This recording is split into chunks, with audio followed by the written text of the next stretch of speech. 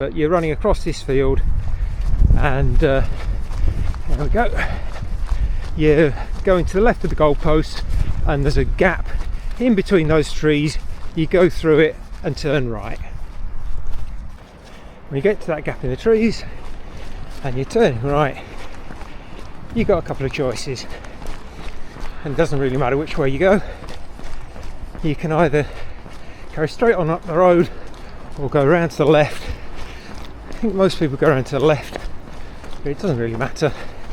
Either way it goes through, and you can hear the roar of the river wharf to the left as it goes over one of the longest weirs in the country.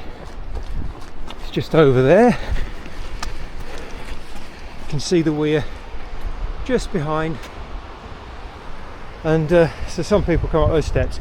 Just follow this path all the way along. Road. Follow it all along, keeping the river to your left. Don't turn off until you get to a footbridge. So make sure you keep to as close to the river as possible at all times, so you come off and onto this footpath, a riverside path. So as we come to the end of that path, where it goes down into a little tiny path, we've got the footbridge on the left. We swing round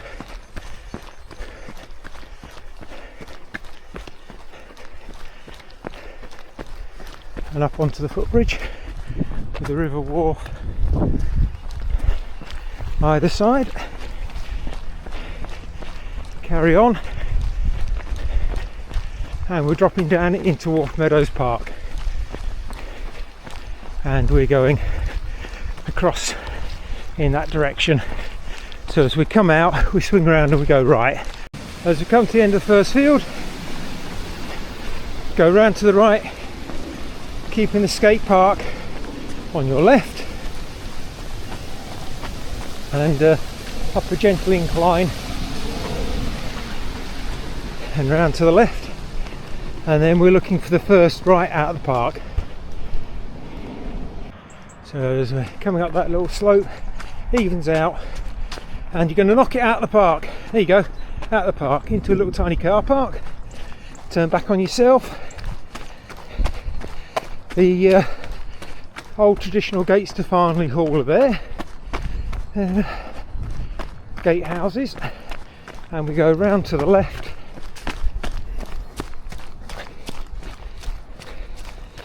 and up some very shallow steps.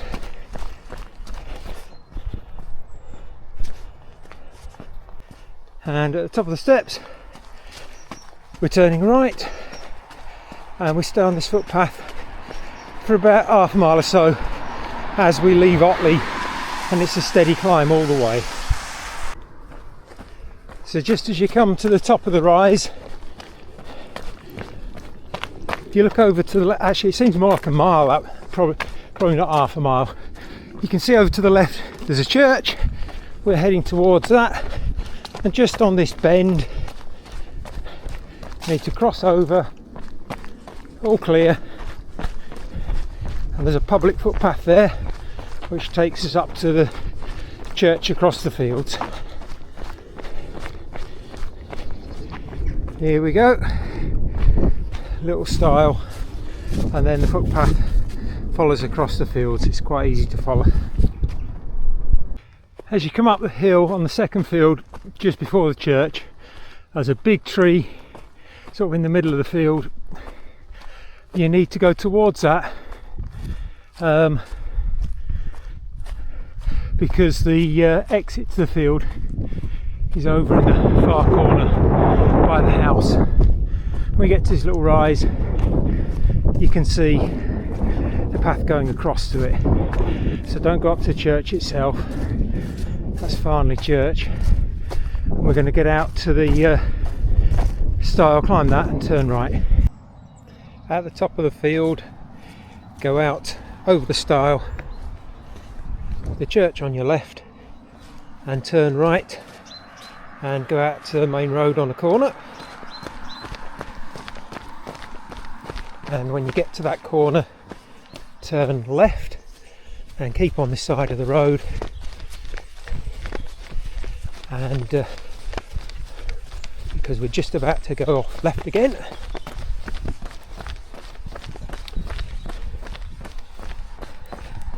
And take this first left. It says Haddockstones Farm, public footpath, and then stay on this footpath.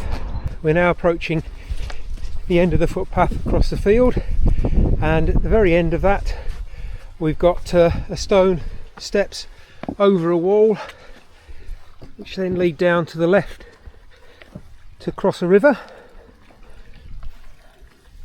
with a gate the other side. Come down here and up the other side.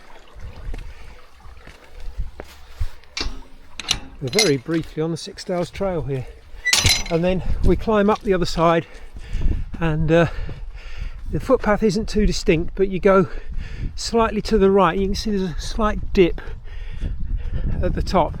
There's like a little channel, and that's what we need to be in.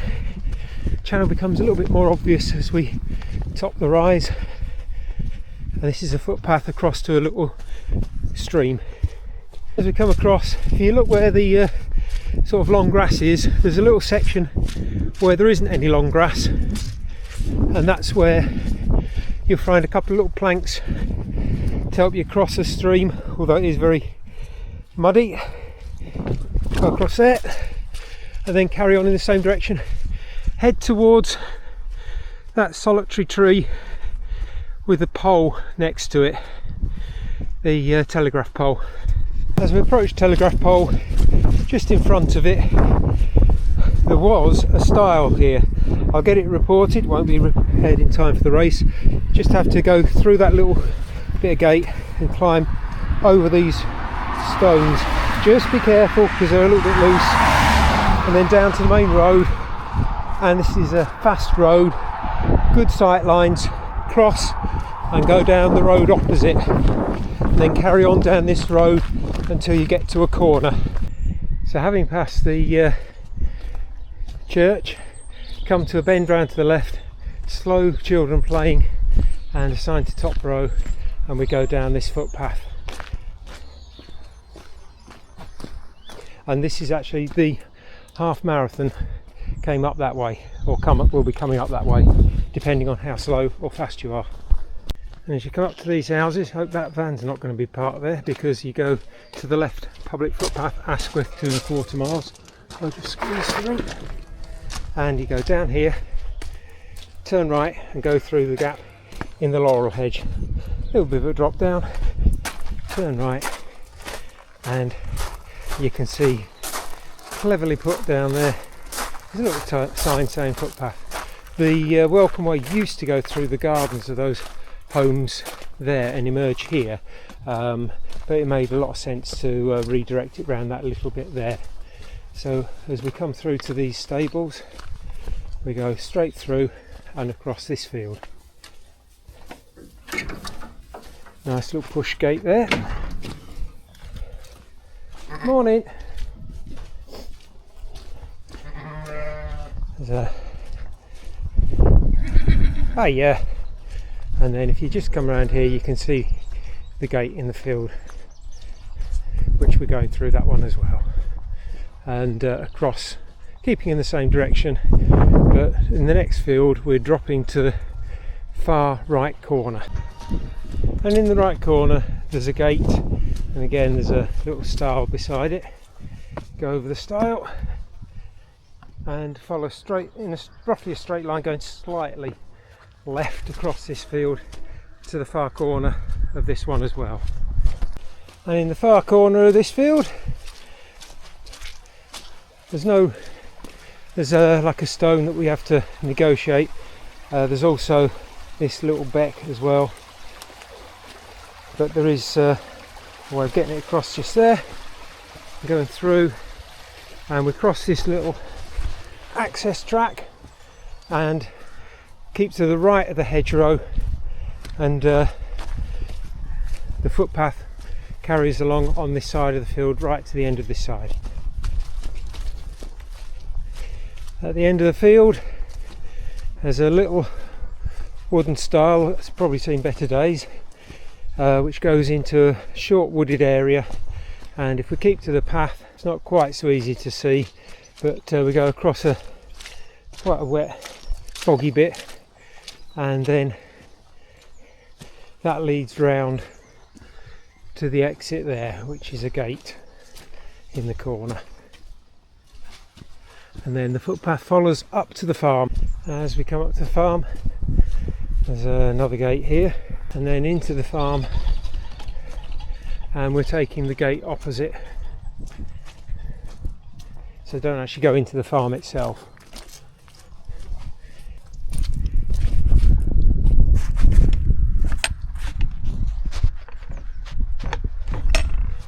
Through the gate, and it's not so easy to see here, but we're going diagonally across in that line there. So how to describe this: there's a biggish tree there, follow along the wall, you can probably just about see the sign in the wall, and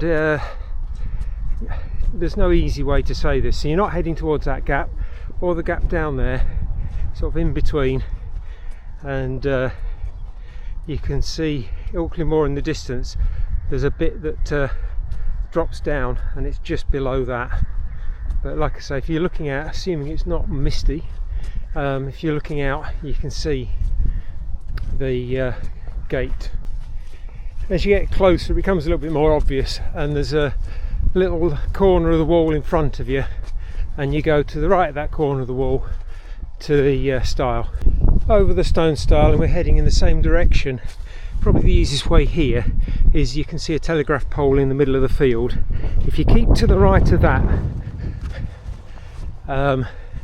you'll be all right. Here we go. As we're getting towards the telegraph pole, we can see the steel gate straight ahead. Through the gate, over the bridge, and bear round to the left, keep on the lower ground with that big tree to your right, and that took us into a field, and there's a house on the right and a gate ahead, and then we follow out to the road. When we get out to the road we're turning right, and of course going uphill, and there's a welcome way sign there. At the top you've got Grasgarth Farm, and there's a gate there, and like an outbuilding there. We turn left and go behind the outbuilding, watch out for that gutter, and the footpath is ahead, and go over the stile and go diagonally across the next field to the left. Over the stile, it's not immediately obvious, but you actually head between the two biggest trees, and the footpath, as you get between the trees, it's fairly clear then, and it leads you down the hill to the far corner of the field, which we can just about see through the trees there. There's a wooden fence at the end of a stone wall. We can pick up the footpath now, it's a little bit more distinct here, and then just follow that round, keeping that fence to your right and out the corner down there. As we come down to that wooden bit of fence, we see that there's a stile over the lower part of it, so over that stile and then keep to the right hand side of the field. The end of that field just curves round right into like a little alcove by a tree, and there's a stone stile over the wall, and then we carry on in the same fashion with the edge of the field to the right. Through the gate, and we're heading over to the left, staying in the field. Oh, another one that opens out. There we go. And we're going past that corner of the field there, slightly to the left. When we get to the corner of that field, that one there, we don't go into that one. If you look straight ahead, you can see a yellow top post that's the route. So when you're through that gate, we go forward and join this little track, and that track then turns right and goes up towards the farmyard. So we turn right, little FP sign, footpath there, go through this gate and then turn left. As we're leaving that farm, we come down a short descent to a ford, and depends on how much rain there is as to how full it will be, as to how wet your feet will get. But go across the ford and out to the left and up to the road. When we get out to the road, we turn left, go downhill for a short distance, not very far, but you probably want to cross over about here, get a better view of the road, and we're taking the next right. So after a very short distance, we're going right. Don't miss this turn, otherwise you'll end up in the village of Asquith. And we turn right and we go up this enclosed footpath. At the end of the enclosed track, through the gate, and carry on straight up on the dirt track to the end. At the end, the dirt track bears round to the left. Don't go through the gate ahead, keep round to the left. On that track you get to a new enclosure. Go to the left of the enclosure to carry on the footpath. Don't go into that enclosure. And shortly after the enclosure, go past a stone that's in the ground there, and we can see the stile ahead, and we'll cross that stile into the next field, and we're heading for the trees straight ahead, the ones in the foreground. So keep the pond to your right and keep going to the corner of those trees beyond. It's a bit soft underfoot after that pond, so what we're looking for is this small tree here, and we're turning off to the left, and there's a little sort of gully here, and after the tree we're following that gully down and out of this field to a road. So I'll just keep to the left of it. Here we go, and that leads down and out. Now there is a fallen tree here, you can quite easily get underneath it. It has been reported, but I don't think it'll get cleared before the race, so just be careful coming down here. It's a bit stony. In previous years this has been fast flowing water down here, so again it shows just how dry the course is in comparison to previous years. I know it was a bit grotty over that last field. I've just got to get underneath. There we go, and down to the gate, through the gate and up to the road and turn right. There used to be a stile there, it long since collapsed. At least it's just a simple push gate, and then like I say, we're up to the road and we turn right, going gently uphill again. Continuing on that road, come to a farm house on the left, and we continue on the private track. As the road bends round to the right, we go straight on, and there's a gate there to go through, and you used to have to climb that stile, but you don't anymore. You can see some yellow top posts, large yellow top posts, showing you the way.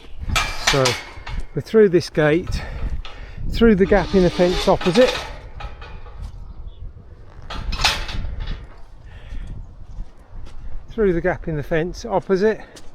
and then follow the tall yellow top posts around this next field. When you get to the second yellow topped post, the track leads around to the left. In fact, you can see the next one as you get there if you look to the left. So we're following along with this fenced off area to the left. And in a moment, when we get to that yellow topped post, we'll be going round to the right because we're going over there to that gate which leads out of this field. There we go.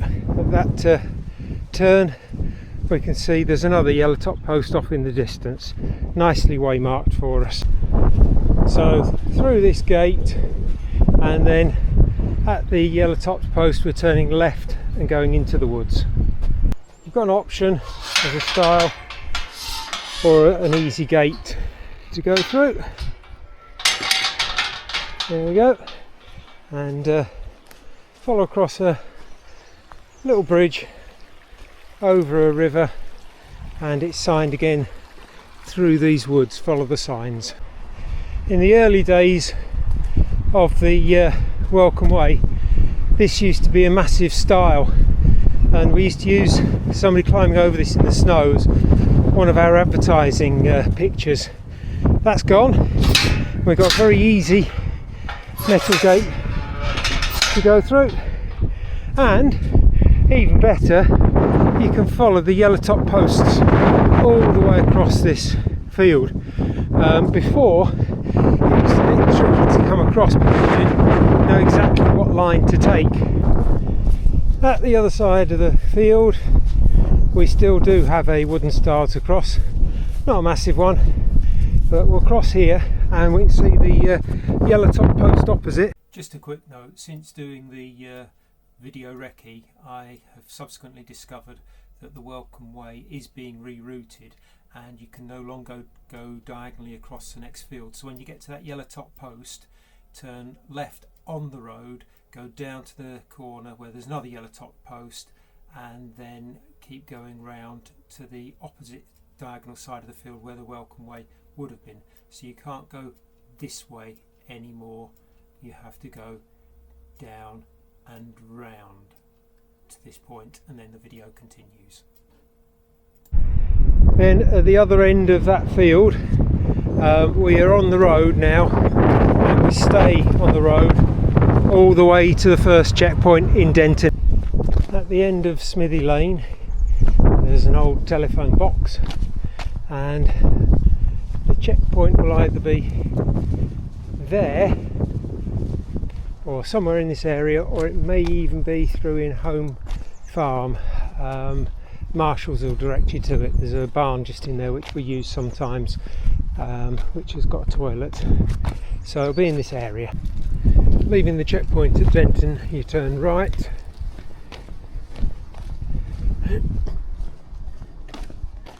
and then immediately left going downhill.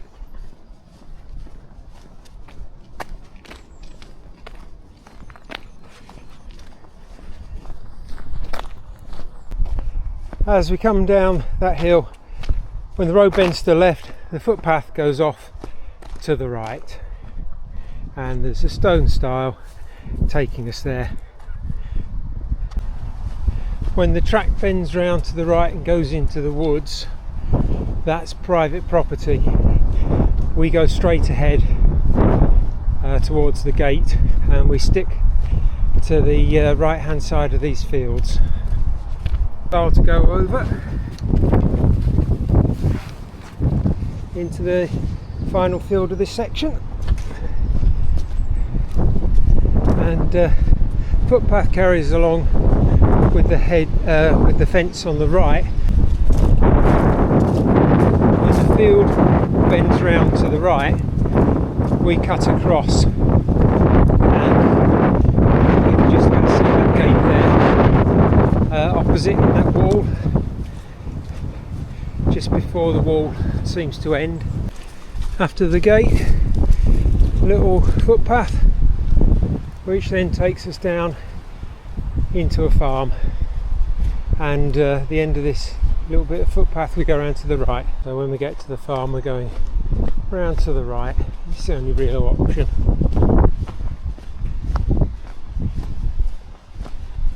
on the track that leads through and out the other side, and just keep on that track out to the road. As we leave Beckfoot Farm, come to a road, turn left. My advice is to stay on this grassy verge on the left hand side, because we're going left at the bottom, and probably easier to stay on this side of the verge. It's a little bit lumpy, but it's doable. At the main road, as we leave Carter's Lane, there's some stepping stones over to the right if you're feeling really adventurous. I was originally going to take you over them, but perhaps not. A little bit treacherous at this time of year. So we turn left. This is the welcome way anyway. We turn left, and when we get to this little bridge, we need to cross. Just wait for that cyclist and car to come past, and then I shall do so. And if you cross, you'll see in the grass verge on the other side there's a path, and this path will lead you up to an old iron bridge. Here we are at the iron bridge, so we turn right and go over the river wharf. Just be mindful of the fact that this is a very narrow bridge, right? And we have to share it with cars, so you can just get down the side of it unless it's a big vehicle, so just be aware of that. And then when we get to the end, we're turning right, and my advice is to, if you can, cross straight away, because there's a traffic island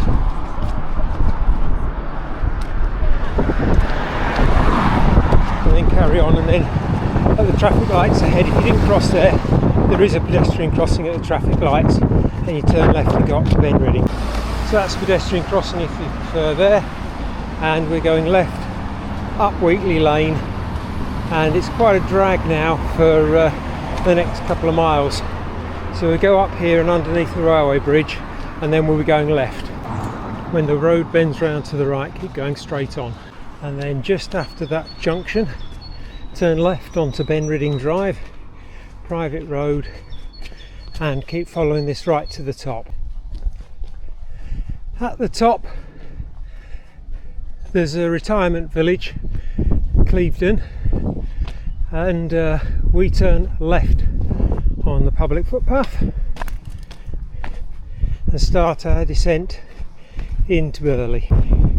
Coming along that road, get to a bit, private land, no public access or right of way, and there's a public footpath sign to the right, and a stile and a little gate to go through on the right, with a short enclosed footpath which we take,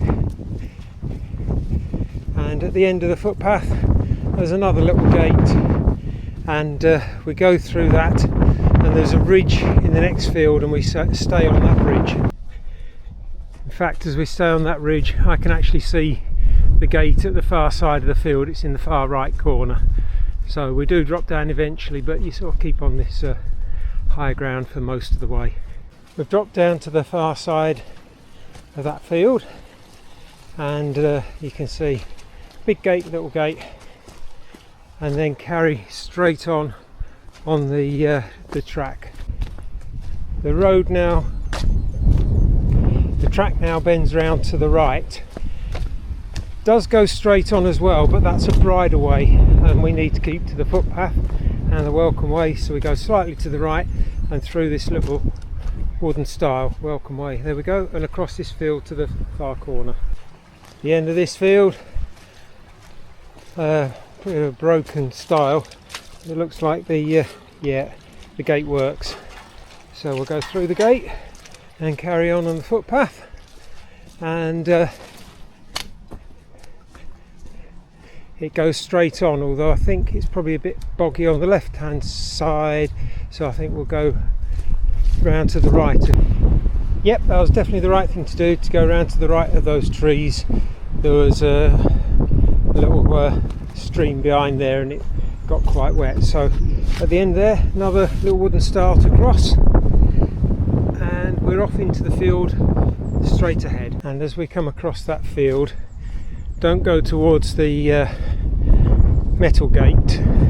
There's a little tiny track across to a wooden gate, and that's our footpath. Okay, so it wasn't wooden, but it's a smaller gate, and that's the pedestrian gate. And if you look right ahead, you can see the yellow crossing point of the railway line which we're going down to. So straight down towards the railway crossing. It looks like a couple of really large yellow goalposts, and we'll have a couple of marshals down there waiting for you. When you get down to the railway crossing, we've got special permission from Network Rail to hold an event that crosses it, and there are conditions attached to this, because originally they didn't like the idea of a running event going across the railway line. So if the marshals stop you, you must stop. And actually you're the lucky ones, because what that means is you will get time credit for being stopped. The marshals will tell us who they've stopped, and it'll actually be worth your while from a time point of view. Anyone caught on the railway line, if there's a train in sight, will be disqualified. And also, the clue is you hear a horn shortly before they appear. There is a CCTV camera on this crossing, so Network Rail will be able to identify anyone that breaks that rule, and you've all got running numbers on, so we will happily pass on your details to them should that occur. I know it won't. We've run this event 11 times now. It's never ever happened, and like I say, it's actually in your interest if you're one of the lucky ones to get stopped, because you get a time credit. So please follow the marshal's instructions there. It's very important for the future of the race that you do so. At the bottom of the lane after Sun Lane Railway crossing, we turn right. At the end of Sun Lane, we go straight on down the Ginnel. The Welcome Way actually turns left, but we're going to go directly through to the checkpoint. The idea of it going left is that it goes through the centre of Burley, and with it being a walkers a welcome route, the idea is it takes you through town centres so that you can perhaps stop and have a coffee or whatever, and see what there is to offer. But with this being an endurance event, we don't need such luxuries. What do you mean you do? No, we don't. So we're going to head directly across. It also keeps us off the main road. When we come to the end of that Ginnel, having crossed a few minor roads, we turn left at the end, and you cross the road and you can see the footpath sign off to the right. So going right on the footpath and back into the Ginnels.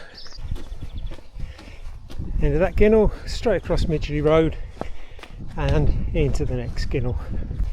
At the end of that Ginnel, cross the road and we're going down Mance Road to the end of Mance Road. At the end of Mance Road, turn right and cross whenever you can along here, because we're off left shortly. Just after the bus stop, we're turning left into Langford Lane and going along that to the end. When the road bends round to the left and becomes Norwood Avenue, we just carry on Langford Lane right to the very end, and that's where we'll find the checkpoint. So this is where the second checkpoint will be located at Burley, just before you go to the park, and the car should be around here somewhere, depending on what's parked around here. And then we go out onto the park, and this is where the course is split. New gate, wrong side, here we go, this side. This is where the course is split. The half marathon goes off to the left, the 20 mile and the ultras carry straight on along the path, and we're going to that little bridge over the stream ahead, and then when we get to the bridge we're turning right when we go over the bridge and follow the little path round to the right. While you can follow the path round, it's probably quicker and easier to just cut across to the far corner. So there's some new little trees to the left. Straight on you can see a bench, and we're going out of the field to the right of the bench. At the other side of that field, there's the bench, and there's a footpath if you really wanted to go around the perimeter, but there's no need. And we come out of the field at another little sort of bridge, past the sign on the left, and we're on the welcome way. So there are the welcome way signs around, don't forget, just here to the left, and we go across and up there. So keep following this path, and there's a bollard in the middle of it there, little stream to the left, fairly full at the moment, and we just keep on going up here, following the welcome way. As you come along the path, there's allotments off to the right, school straight ahead. That used to be the way at one point, but we're going left here, following the signs, and on the other side of the little stream for a while before crossing back after the school. And this section's really well signposted, so as you come out you turn around to the right as you enter a little housing estate. You don't go into the housing estate, you just go back alongside the stream, and we're just about to cross over, carry on this footpath with some houses with their gardens to the right. Here we go.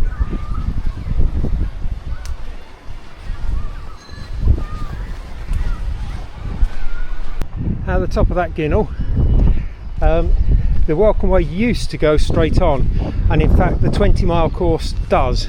It is signposted that way, but we're actually taking a right here. So don't go up there now unless you're doing the 20. Turn right and come through the estate a bit, because this way we miss out a live crossing of the railway line, which isn't signalled or anything, and they've actually closed the crossing off, so no point in going that way now. As you come along, look for the second on the left, which is just after the school sign, and it's called Heather Rise, and it's a cul-de-sac, and we're going left, and then we're leaving Burley. So at the end of that first bit of Heather Rise, go on to another ginnel. You can see the railway line above. So as you get to the end of the ginnel, you're going straight on underneath the railway bridge. Echo, echo, echo, echo.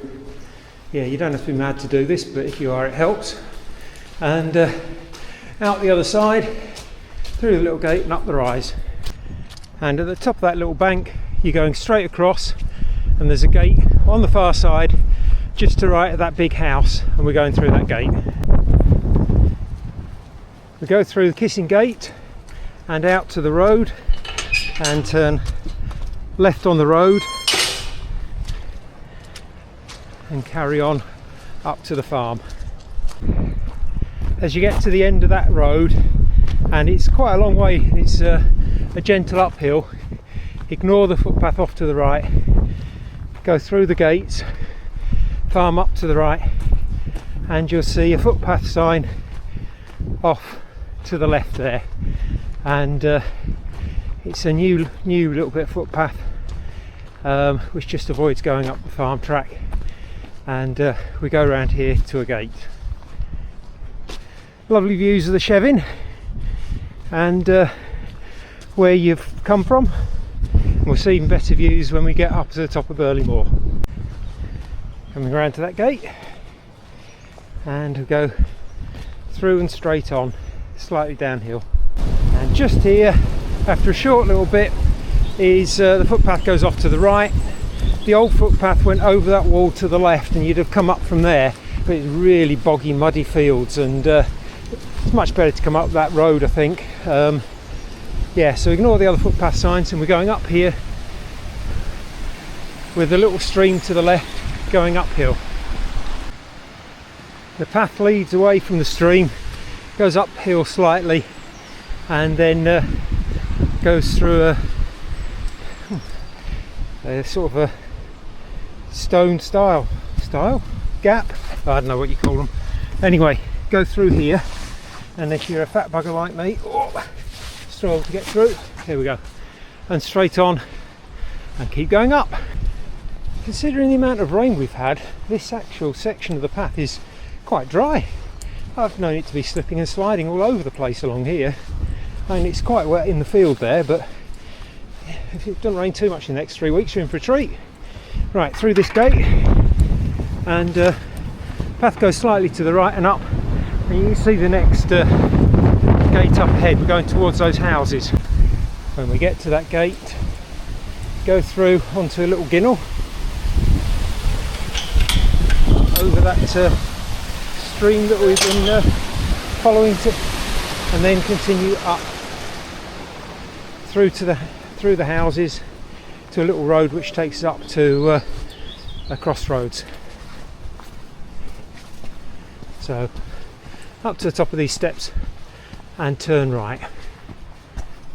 At the top of that very steep little section, careful crossing this road, and straight on up here,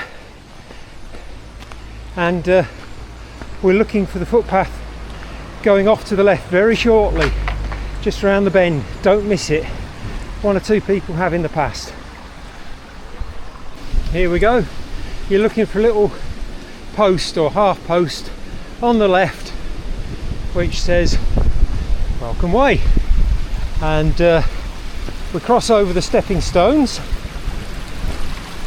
and carry on the footpath going uphill. At the top of that footpath we go out onto Burley Moor, so through the Kissing Gate and turn right, and there's a footpath off to the right, and we follow that along and go uphill. As you get to the end of that rise, top of that rise, there's a footpath sign. Turn right just before it. You could go up to the sign if you really want. It's very windy today. We turn right,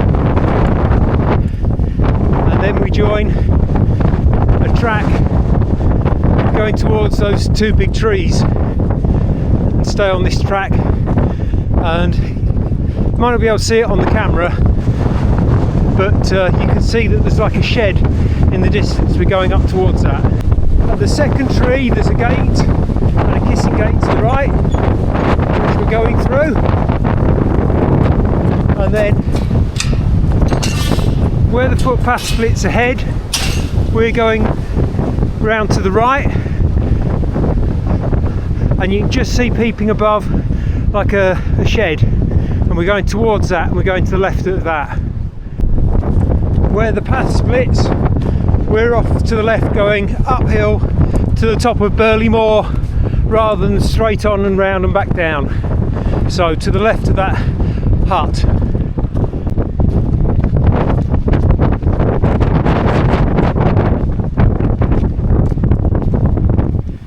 Right, when you get to the top of Burley Moor, there's a shooting lodge on your left, and there's a skirt full of stones straight ahead, and there's a sign just to the right of them. When we get to that sign, there's a footpath sign off to the left, and we take that all the way across the moors to the left. And it's been a long way up, but we're at the top of Burley Moor now. I'm just sheltering behind this shooting hut.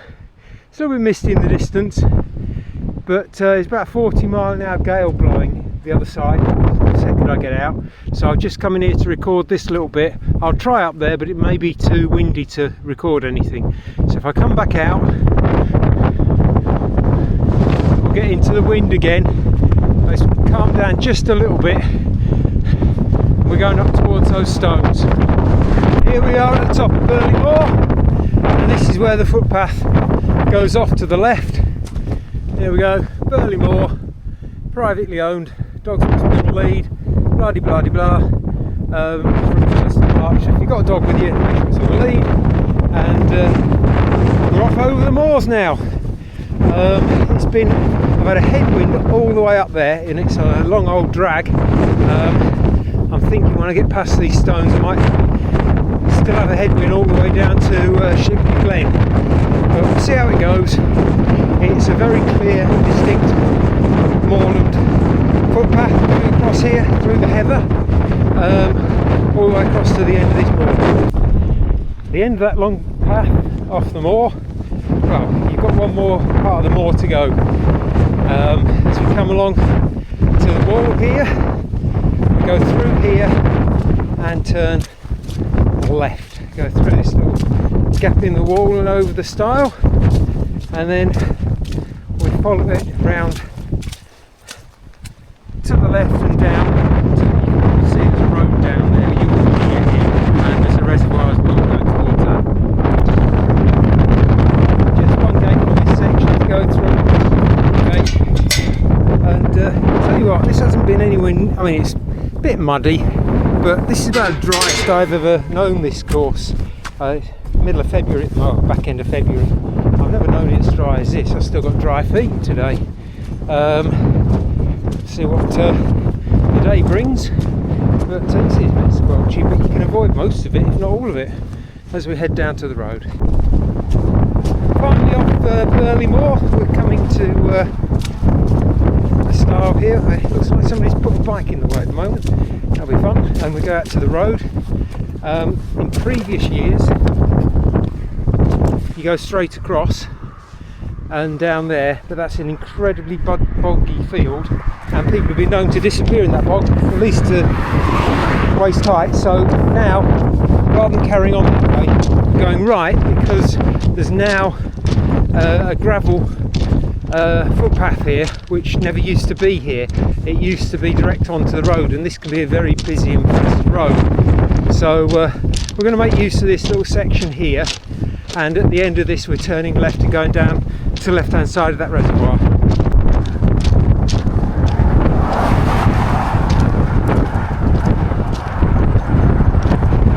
In fact, I realised the welcome way has actually been diverted this way now, so we're going to cross when it's safe to, and we're now going down here. Actually, I could be wrong, but I think I suggested that because that other way through there was really grotty, and this way is much safer, I think. A little bit of tarmac, but nothing major, and we're off the main road anyway. Going down that road, there's a track road joins from the left, well, sort of straight on. Ignore that, we're staying on the road and going round and up to the right. That road then sort of splits. The road actually sort of goes around to the left, but also to the right on the speed bump, and we go to the right and down past these cottages on the left to a gate. And up the gate, go through the gate and carry on the footpath. Then at the end of that short bit of footpath, we cross a horse race training ground.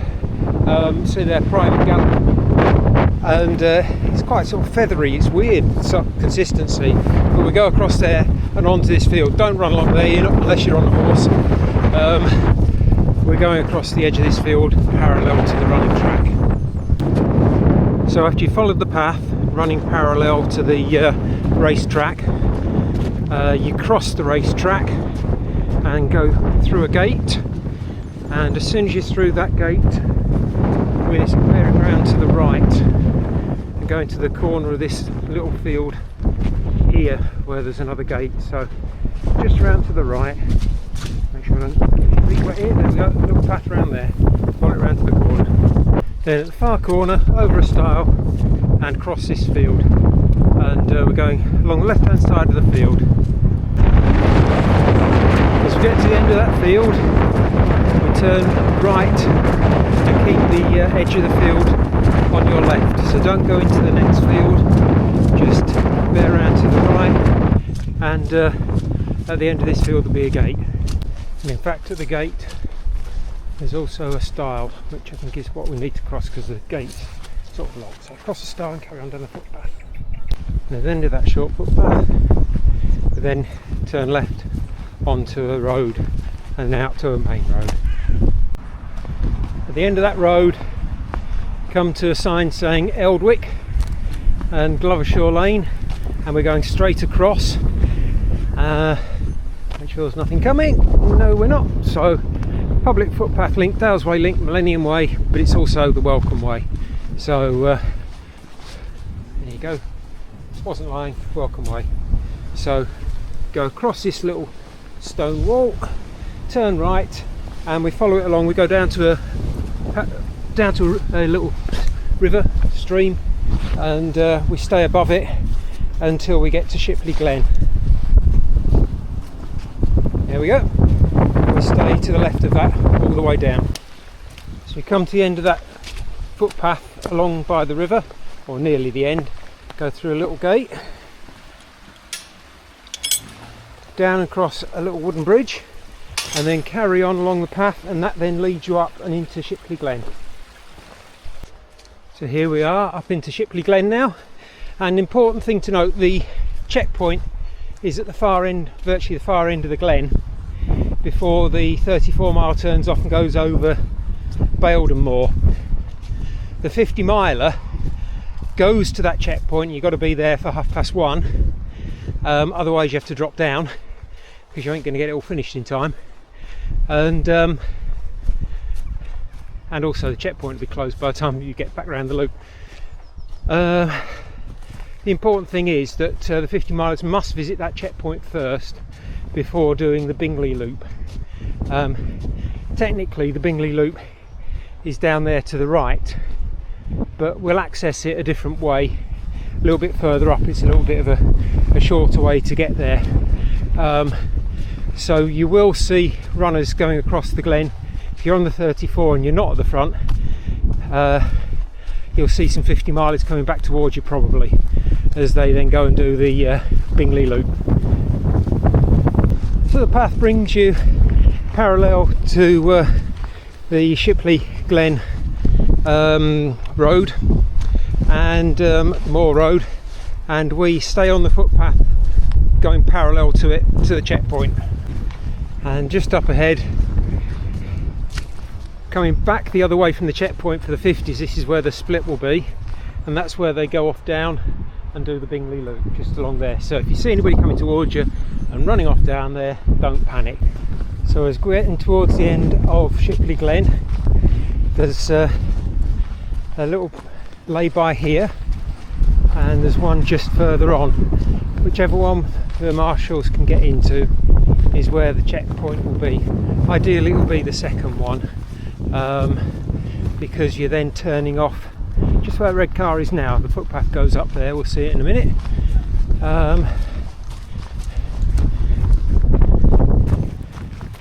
That's Brackenhall Lodge, and the route goes on the public footpath to the left. There's also I can't remember the name of it. Is it Old Crag House? Old something house? Old Glen House. There's also Old Glen House, which is a cafe up ahead as well. So we're right near the end of the glen. So this is where the Shipley Glen checkpoint will be, and then the 50 milers turn around and go back along the glen, do the Bingley loop, and then they come up by the old Glen House and revisit the checkpoint. This is where the 50 milers will have their drop bags, so you can access them before and after your trip around Bingley. And then as you leave the checkpoint, you'll be going left on that public footpath up there. As a special treat for the 50 milers, when you get to the checkpoint on Shipley Glen, you're going back along the glen, so you might see some runners coming towards you before we disappear off to the left. I'll show you when we get there. After 2/3 of a mile, when you see that post ahead of you, we go off to the left and down off the glen. So you came from that path to the checkpoint, and now we're going down here. We drop down to a stream and cross over a bridge and bear round to the right, staying on the main path. That track becomes Saltaire Road, and at the end of Saltaire Road we're turning right on the main road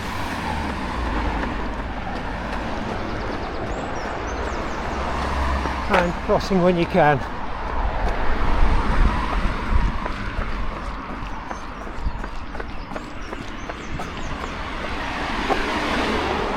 and then we're turning left on the green, which is the first on the left by that white house. Turning the corner, and then we stay on this road for a while until it becomes more of a track, and then we're turning off to the left at a corner. Ignore the public footpath that crosses the road at this point. We haven't gone far enough yet.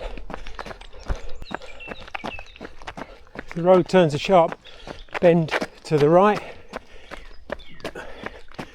where it becomes more of a track, and we turn left going up this rocky, slightly damp footpath. At the top of the path becomes a little bit drier and a little bit less rockier, and at a house it turns left 90 degrees and carries on, and we carry along this until we come out to a road. At the top of that long drag we cross over the road, go into Lower Heights Barn, and we start up the driveway, but the footpath carries straight on, so don't turn around to the left to go to their house, go straight on down this little enclosed footpath, at the end of which is a gate opening out onto a field, and we go diagonally across to the right. You can just about see the footpath in the ground. As you get to the top, you can see the far corners where we're going. Now we're at the far corner of the field. Don't go through the gate, it's all barbed wire off.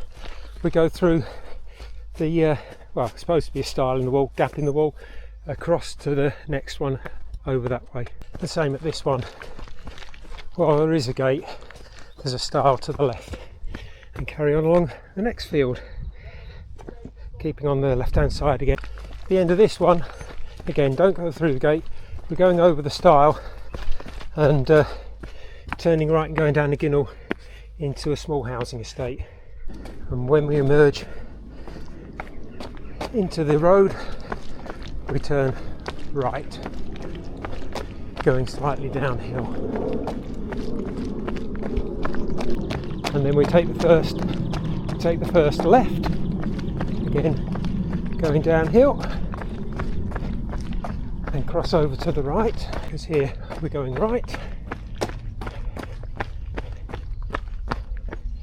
and straight on and out to the main road. At the main road we're turning right, going slightly uphill, and when the footpath starts at the other side of the road, cross over.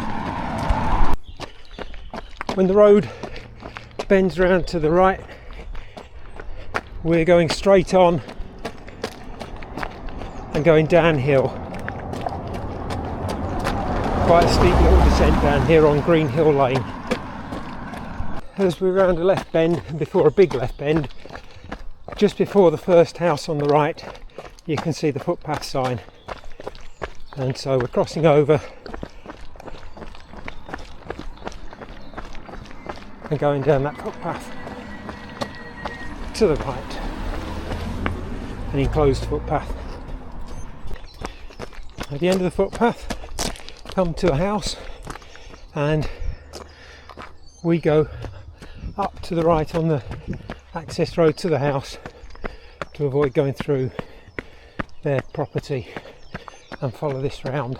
Don't follow the road round when it gets to the first corner, and you can't go through the gate. Go through the little gap in the wall by the gate and carry on to the next house, to the next gate, and at the next gate there's a gap in the wall next to it, a little step through. Here we go, out to the road and turn left going downhill. We then take the first right Beck Road, and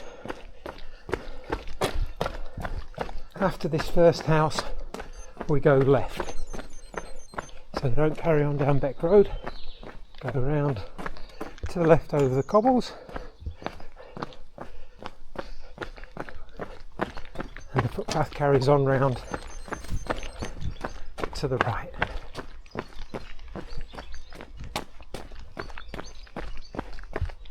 down to that gate. At the gate we go through and carry on the footpath going downhill. At the bottom we go over a stile and round to the right, and then we're looking to get into that field there and go down to that gate at the bottom and cross the stream. So that won't be too long along here.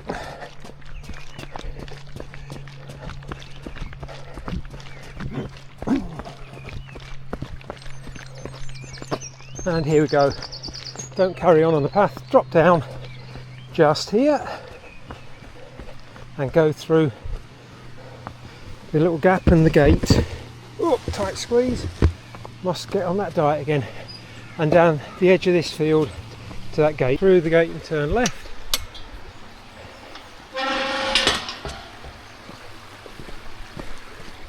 Then over the footbridge and keep going straight on.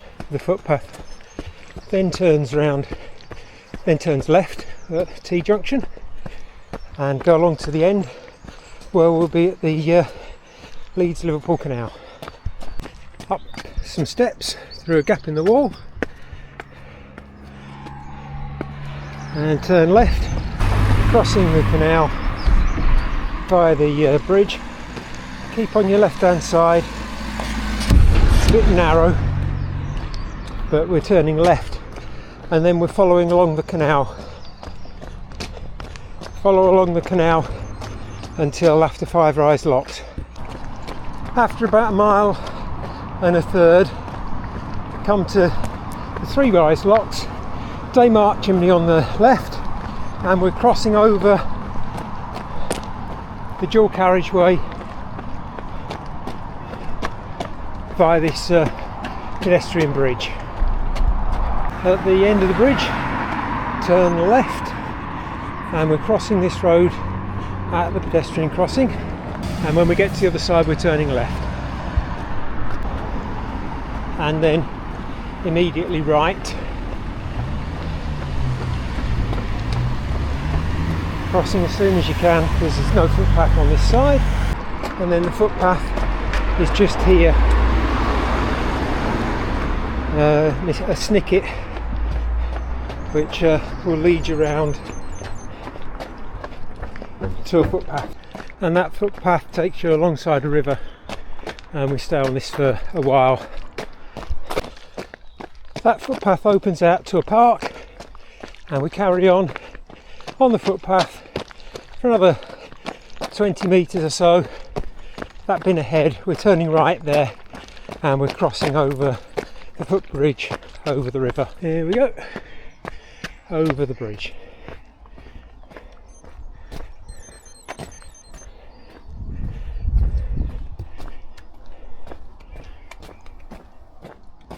At the other end of the bridge, going off slightly to the left and into the woods and up some steps. At the top of the steps, T-junction, path goes left and goes uphill. At the top it levels out and the footpath carries on with a fence and a field to the right and looking down to the river below. At the end we go through a gap in the wall and go straight on, and between those wooden posts we actually go through someone's garden here, but it is the public footpath.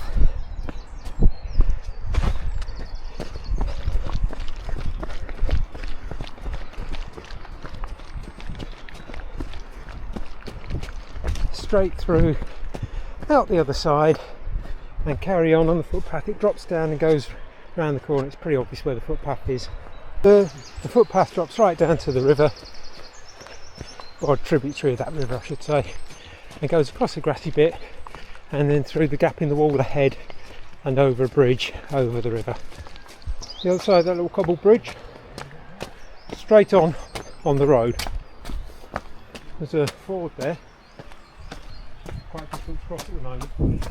Anyway, ignore the footpath off to the left, we're carrying on. At the end of that road,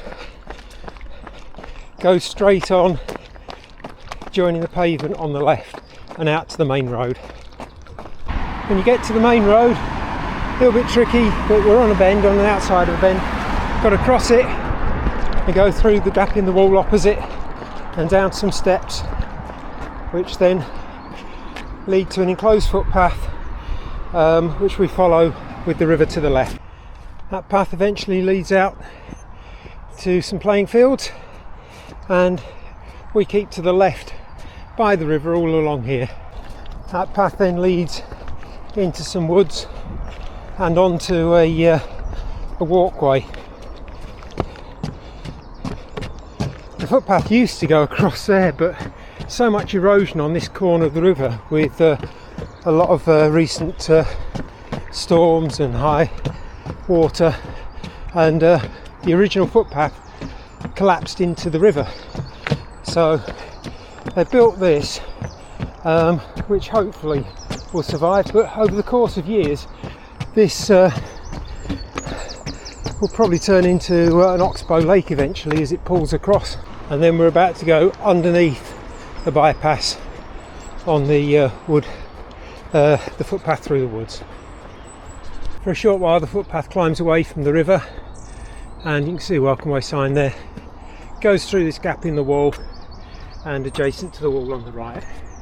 And then at the other end of the wall section, don't go right, keep straight on and keep the river to your left.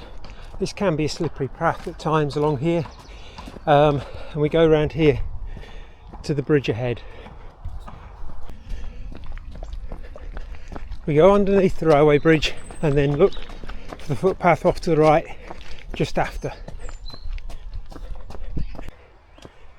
So we take the footpath which bears round to the right, going uphill into Hurstwood. At the end of that footpath through the woods you come to a car park, and go through the gate and go to the left of the car park, and we're going up to a lock on the canal, and that's where we're crossing the canal. So cross the canal and carry straight on. There's a towpath to the left and the right. We're not going on those, we're going down Hurst Mill Crescent, and then we're turning right, first right. Here we go, first right, and follow this footpath along to a bridge. So we go round this interesting looking bit of structure, and then we're crossing the footbridge over the river. At the other side of the footbridge, carry straight on this footpath between the houses. As you get to this road, cross it and go to the left and follow the footpath up to the left and out to where that bus is, the bus stop. We're going out to that road and turning left.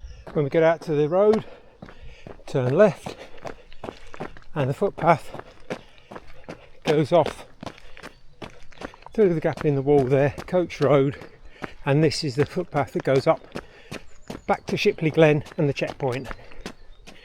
Don't turn off it at all, there is a left turn, ignore that and go straight to the top. So at the top of that long climb up Coach Road,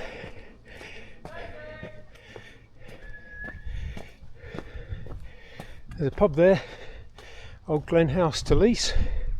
It'd be a great place to have a pub. And as we come out, look over to the left, that first building on the left, you might recognise it, and that bend sign, etc., that's where the checkpoint is. Your second chance at your drop bag. Coming past the houses on the left, and there's a barn on the right. We go through a gate, following the welcome way as always, and we're going up to the next gate, but it's the side gate on the left that we're going through.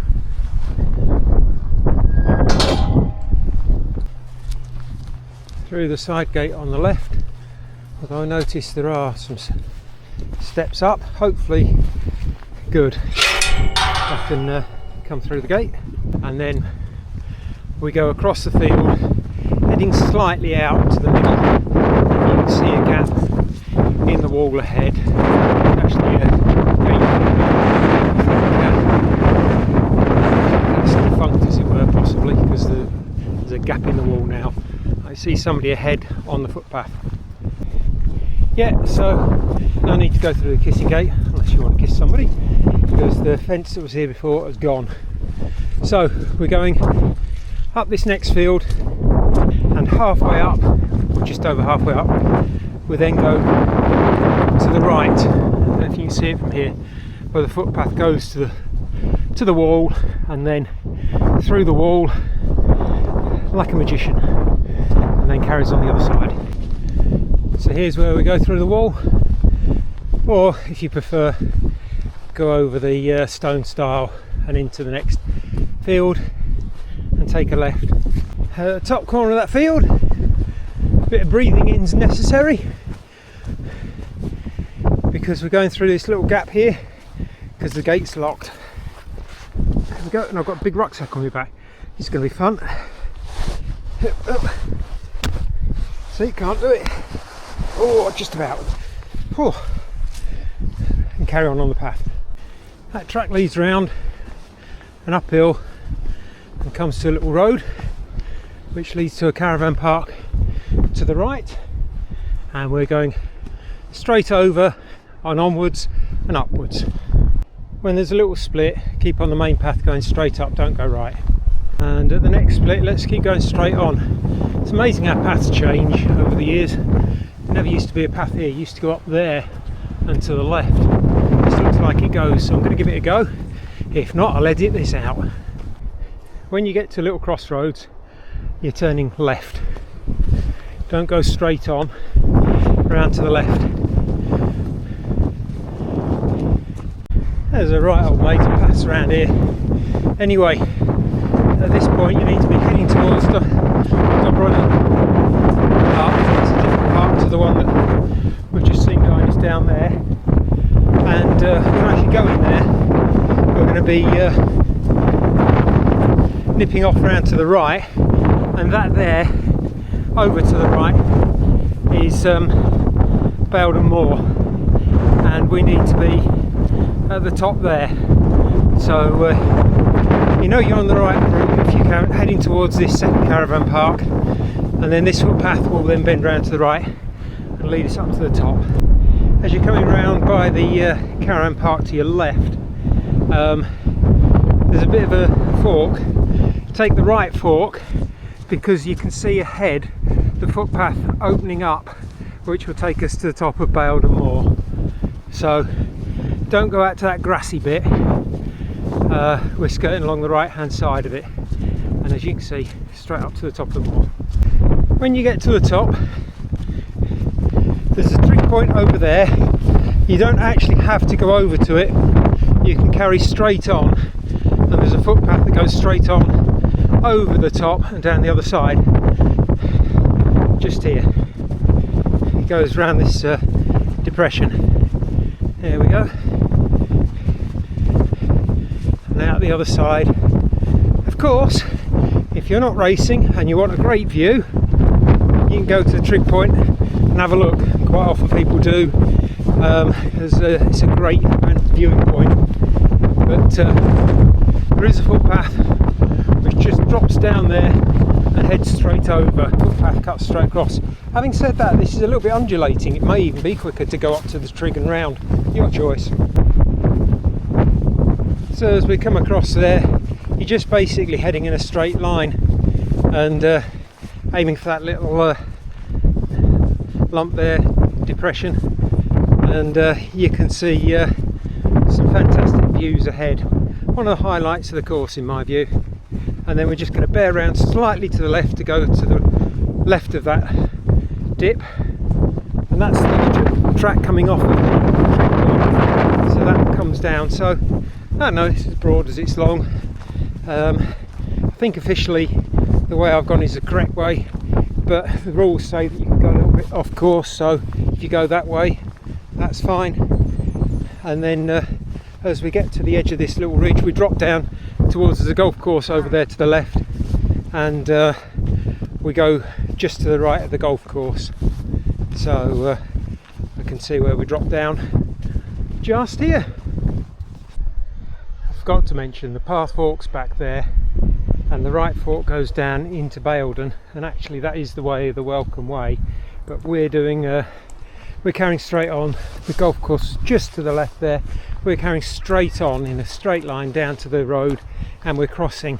This avoids going through some bits of housing which is unnecessary, and I think this is a better way, so this is the way we're going. This is the way we've always gone on the Welcome Way.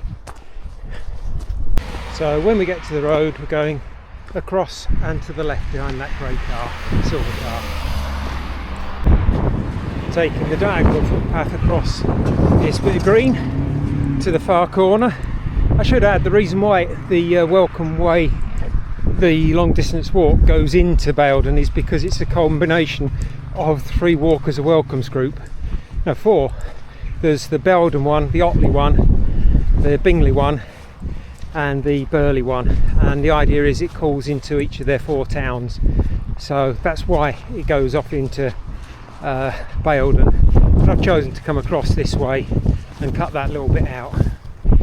When you come to the end of that rough land, you meet a country lane, and keep going in the same direction, or turn right if that's how you prefer. But Strawberry Gardens, that sounds delightful. There we go, and we carry on down the hill.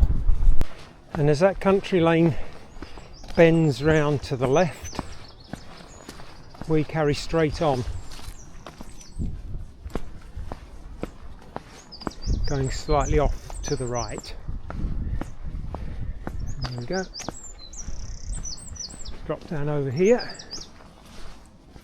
and when we get to this gate, we take a left just before the gate, and that's our footpath down there. And then as it's approaching a barn, don't go round to the left, we then turn right, go through this gate and down the hill. There we go, down here. A few years back this field was a horses field, and there were horses in here, and this was like a mud bath coming down here. It'd have probably been quicker to just sit on your bum and slide down, but it's in very good condition. In fact, the course is in excellent condition compared to what it can be at this time of year. Looks like it could be a fast one, and you could be in for a treat. And then we come to the end of that short little section through a gate and straight on. There's 2 options really. I can never quite remember which one it is, whether you go up and round or down and round. Down and round. Yep, down and round will do it. And then it comes down and we go into the woods down here on this little path down to a cricket club, believe it or not. Interestingly enough, I've seen deer in this little bit of woods, so keep your eyes out. Yeah, a nice big fallen tree in the way. I think we can probably crawl through it. There might be a way round. Let's just see if I can just crawl through it.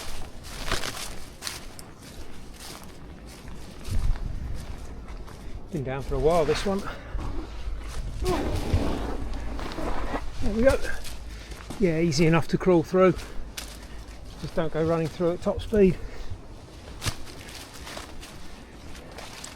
There we go. You can actually sort of see the cricket pitch appearing. There you go. I'm all the way down to the bottom to the cricket pitch behind the pavilion, and we turn right. There's a little footpath goes along just this side of the wall.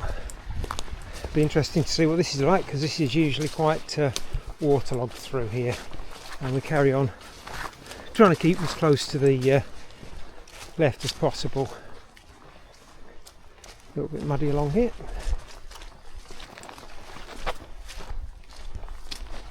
Little stile to go over, then that's where the fun usually starts, but we'll see, because today has been relatively dry. Normally you can't go straight ahead there, that's all underwater, so I think we're okay today. See you at the other end. It really is quite dry along here. We don't go into the cricket ground. I assume that wall crossing there is for if cricketers lose their balls over here and they need to come and get the balls back. Right, so we come to the end of that bit, through the gate, past Tongue Park Esholt Cricket Club. Actually, I think that's where the welcome way comes down. I get confused these days. No swimming in there, private fishing only. I remember coming down here on one occasion and got attacked by a swan. There aren't any around at the moment, so I think we're safe. So we go round this pond and up onto the golf course, Hollins Hill Golf Course. So as we're coming around the pond, go through this gate. Don't turn right and carry on around the pond unless you want to keep going round and round in circles.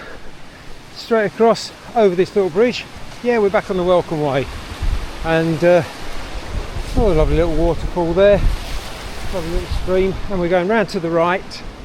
And then when there's a fork at the golf course, we're going left and uphill. Always uphill. There we go. Welcome way round to the left. Just make sure at this section of Hollins Hill Golf Course that you're on the little footpath which is to the left of the track and to the right of the wall.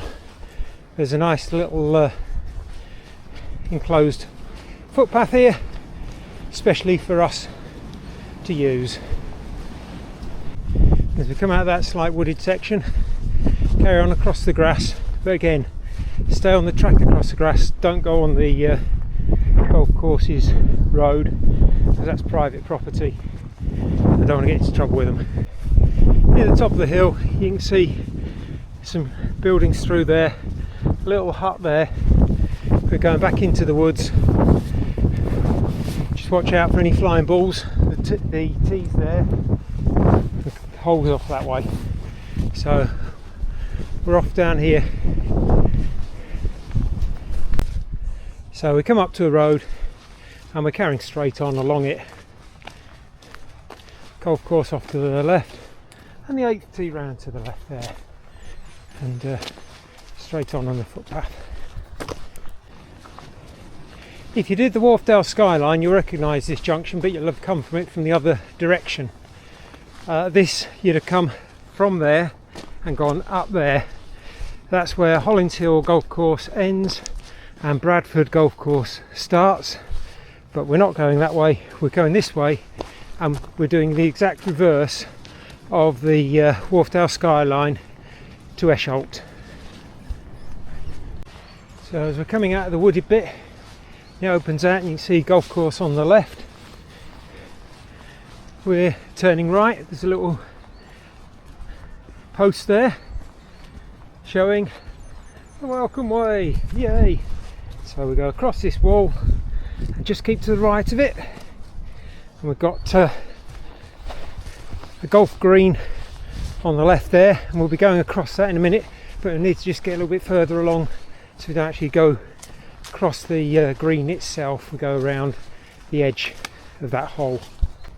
Here we are, signpost there telling us it's the welcome way.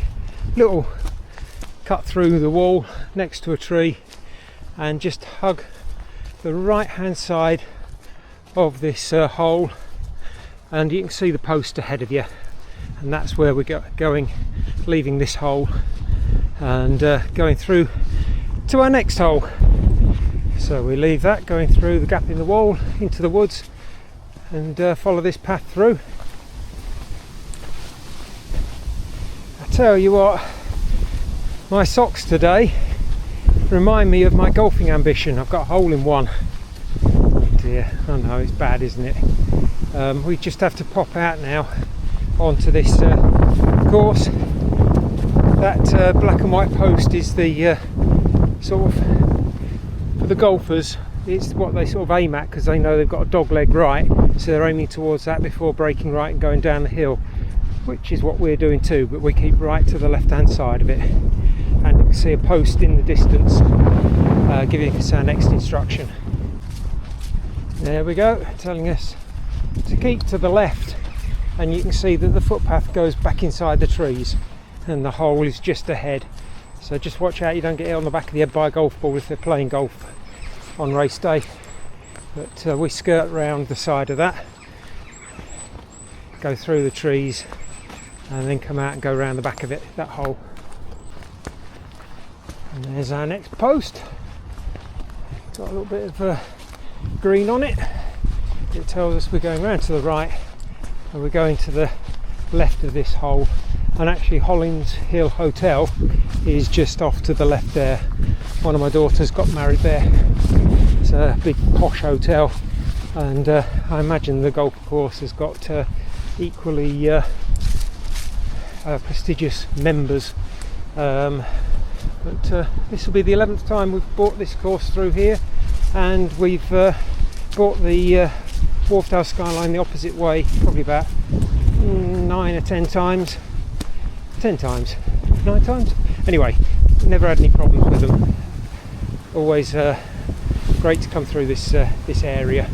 And then we drop down to Esholt shortly, crossing over the main road. When we get out to this little golf road, we carry on going downhill, but we're off to the left.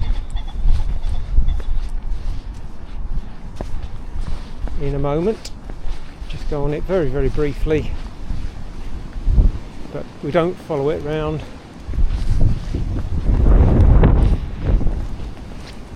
Welcome Way goes off to the left on this public footpath here, down to the bottom.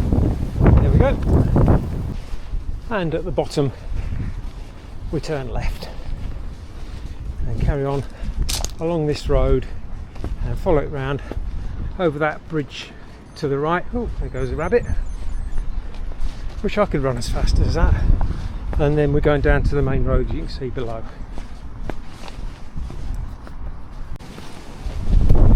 So we're coming on to Hollins Hill now, the main road, fast main road. Be careful crossing this one. Can be very busy.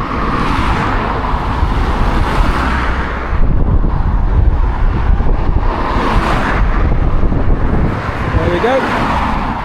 And footpath carries on down this lovely avenue, Cunliffe Lane, and it's one of my favourite parts of the course. I just love the way the trees bend over. It's even better in the summer when they've got leaves on them and it's all green. I just love coming down here. One of my favourite bits. So that lane becomes a road, and at the end of that road we're turning left. That was Cunliffe Lane, and we're turning left and going slightly uphill into the village of Esholt. So as we get into the village of Esholt, for those of you that have watched Emmerdale, it used to be filmed at the Woolpack there. It's now filmed at the Harewood Estate, and we're on Pullen Lane going left just before the Woolpack and up into Guiseley Woods. As we're coming to the top of Pullen Lane, over to the left, there's a sight you don't see very often, a tree with a walking stick. There you go, keeping it supported. So we get to the top of Pullen Lane and we turn left, and once we've turned left we turn almost immediately right and go up into the woods. And again, I can't believe how relatively dry this course is. This before has been 2 steps forward, 1 step back. It's not too bad at the moment. In the olden days we used to have a checkpoint here. We took it out a few years back when A, we struggled to get enough checkpoint marshals, and B, we discovered that our runners are hardy enough and they can survive a little bit longer between checkpoints. We still put the same amount of stuff out, just you've got to carry a little bit more. Anyway, as we come up here, there's a gate over there, although it looks like somebody's pushed a way through, so you don't have to go through that gate. At one point there's a tree that used to be fallen. I'm going to go that way. There used to be a tree collapsed on this gate, so you couldn't open it. Right, slightly easier if we come through this kissing gate. It's all yucky and muddy down there. So turn right, there's a little car park through there just in case you've got support crew and they want to meet you here. Cross this little bridge and then just stay on this footpath for a while. After quite a while you go through a wall, castellated wall, then you've got some pylons and cables above you, and then as you come out the footpath sort of splits and it dips down to the right. If you look in the tree ahead, there is actually a welcome way sign, and of course, as always, we're going uphill, so we've got quite a steep little climb up through the woods. Seems to be a common thing these days on our routes. It's that ultra hurdling competition again. You can go around if you want, but I'm sure you can get over this and then carry on. And then after a while the footpath turns round to the right, the one that we want, and there's actually a sign on the tree up there, and we go round and down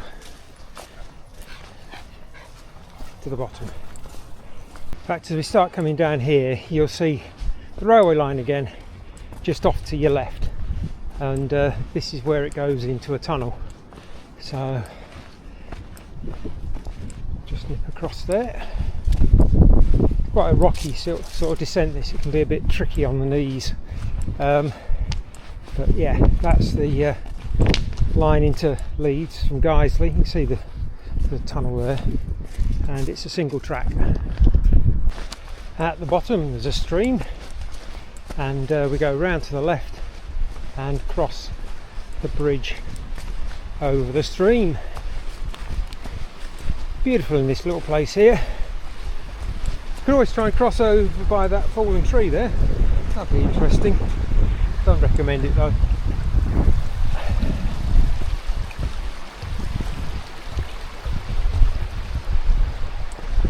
And there's a water outlet there, which last year when I came past was dry in the summer, and now it's flowing nicely. As we go to the end of this little path, and we're going to turn left. Here we go. Go left and across the bridge, and then under the railway bridge. Over bridges, under bridges to our destination.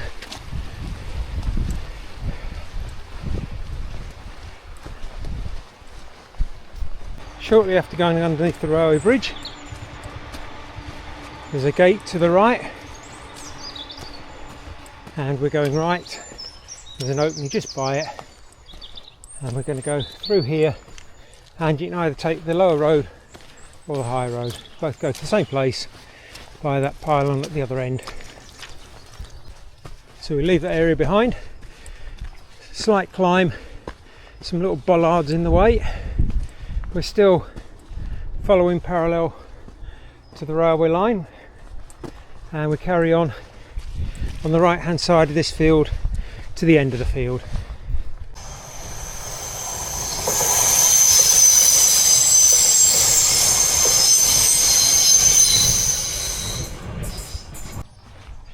At the end of the field, this is where we leave the welcome way.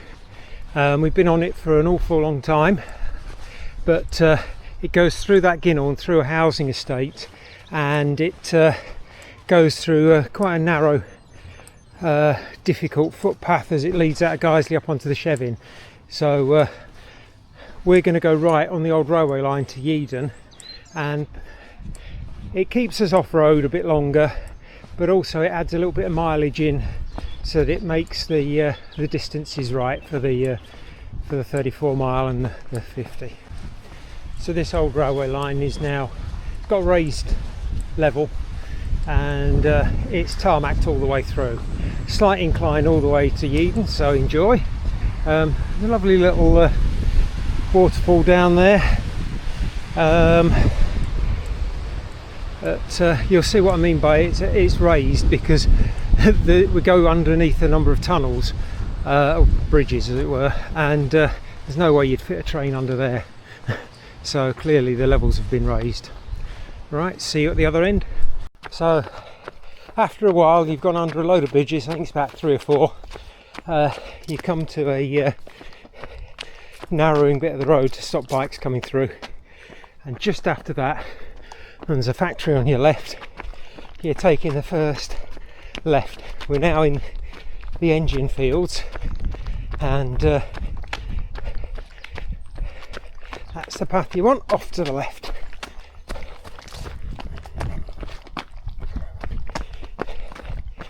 And then carry on round to the left, and then just before a little sharp climb up to a gate, you're turning right and going over a little pack horse bridge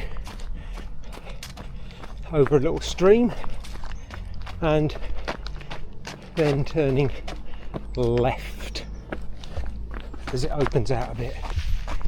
Carry on along that path to the end of the engine fields. You pass a pond to your left, and the exit's just up ahead with the old dog mill to the left. Little tip, you don't need to go through that kissing gate. There's a simple way around the edge. There you go. And as we come out of the engine fields, we're then turning left.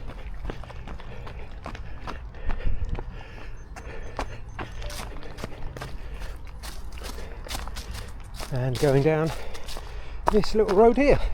And at the end of that little road, come out to Kirk Lane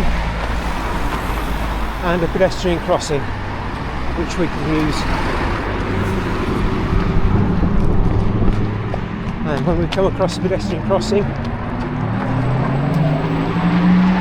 we're burning round to the left. We carry on along this road. So as we come up the hill, we're turning left on Otley Lane leading to Millbank, and there's a footpath immediately left, so you don't have to go along the road because the road hasn't got a footpath. So there we go, down here. And then halfway along you can see it, there's a ramp up to the right, take that ramp. So at the end of Otley Lane we go on to Millbank, which is a reasonably modern housing estate. For those of you that did Green Gateways, you'll have come up Millbank and gone down that footpath there as you went on towards Nunwood Park, and then down to the railway line. Okay, so where that litter bin is, that's where we're turning right. At the litter bin, turn right, but then immediately left. Straight on leads you into Whitestone Crescent, which we're not doing. We're going left along this ginnel, and this ginnel opens out onto Yeadon Banks. As we're going out onto Yeadon Banks at the end of the ginnel, keep on the lower path the whole way through and in a straight line. As I say, this is the reverse of the Green Gateways for the next mile or two until we're getting close to the Chevin. You need to actually just pop out from behind there, it doesn't really go through anymore. So if you just pop out onto this is the lower path still. So just keep on this path to the end of Yeadon Banks. At the far end of Yeadon Banks there's a gate. In fact, there's a kissing gate next to it to the left. There's also a footpath down to the housing estate. Go through the kissing gate into the enclosed footpath, and I must say again, I'm impressed at how dry this course is. I've been along here before when it's almost impossible to stay on your feet because this has just been pure mud and you've been slipping into the fence. So we carry on here, and you can't really, well, you see over in the distance, that's where we're headed, to the top of that ridge there. That's virtually the top of the Chevin, and I think for the 34 that's about your last climb. In fact, there's not much more of a climb on the 50 from memory. So you're entering the final straight. We get up to the Chevin and then we go across to Danefield. At the end of that enclosed footpath, don't be tempted to climb the stile, which is for like mounting horses and that. You can actually just open this gate number of people I've seen that actually climb over there and think, my God, that's a high step, how on earth are you going to get over that? You don't, you just push the gate. Anyway, go across this field slightly down and we can see the gate there in the corner. Oh, we've got a bit of mud. And a bit of a puddle to go through. Might just have to get around it. Gate's broken. Go through, close it behind us. And then head down and across. And over in the far corner, I can see, you might not on this camera, there's a gate. But where that big tree is, you're heading to the left of that. So diagonally across to the far side. So the far side of the field. I said Fred Elliott on the far side of the field. No. At the far side of the field, we've got the old bridge, which is in a bit of a sorry state, and then we've got the new gate, which somebody's kindly left open, which I should. Oh, it's in a bit of a poor state, but we'll still lock it. He's repairing that one. Don't be tempted to come across the bridge these days because the barbed wire's there. I didn't spot it the other day, I nearly tried it. And then we carry on up this path, and we stay on this path for probably about a good quarter mile, half a mile. There's no options, just stay on this path.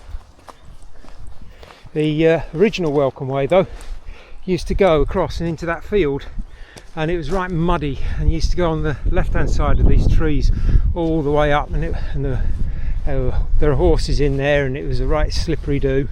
And then one year they decided to put this footpath here and fence it off, which is much better now. But when they first put this footpath in, the mud was even worse. It was almost impassable. But to the credit, the farmer came along and laid down loads of hardcore, flattened it all out, and by comparison, it's a really good footpath now.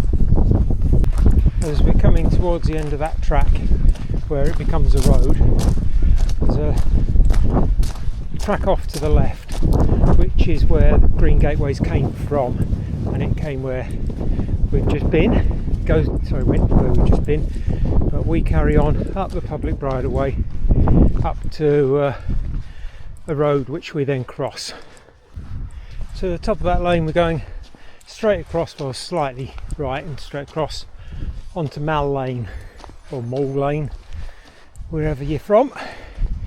And that green arrow should say public footpath, but with the aging of years it's gone. So down here to the end. By the way, when I said down here I meant up here. Mall Lane effectively comes to an end with this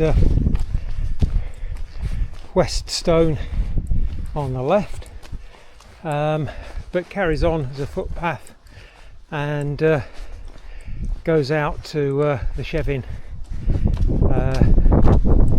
The Royalty pub's over there on the left, the checkpoint will be near there, and as I say, this road goes out to York Gate. At the end of that track we come out to York Gate. Don't be tempted to go straight across to join the course, because you'll be disqualified.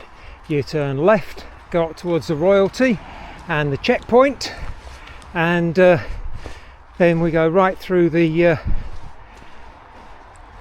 Surprise View car park to Surprise View, which is the whole point of taking you that way.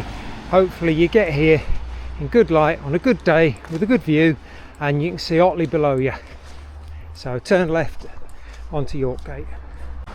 It's easier for the first bit to stay on the left hand side because there's quite a wide verge, and there isn't much of a verge on the other side. So keep going on the left hand side until you sort of run out of verge, then you can cross across to the right hand side, and there's a bit of a wider verge then on that side. So somewhere on this stretch of York Gate the checkpoint will be located wherever the marshals can get the car, and then shortly after Royalty on the left we've got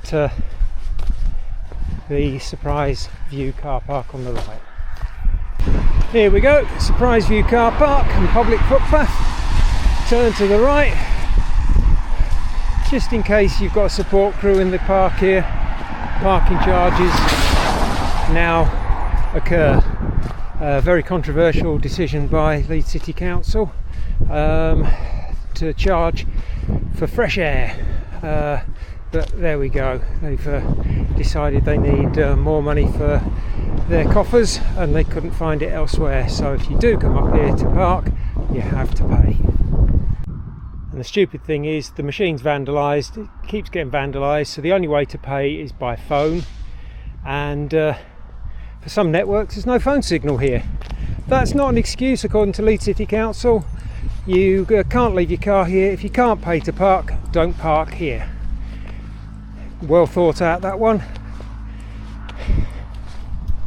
Sorry, I'm getting a bit political here, but the fact that there's just 3 cars in a car park shows how Leeds City Council are denying people the chance to enjoy the Chevin. When you come out of the car park, you're not in first place.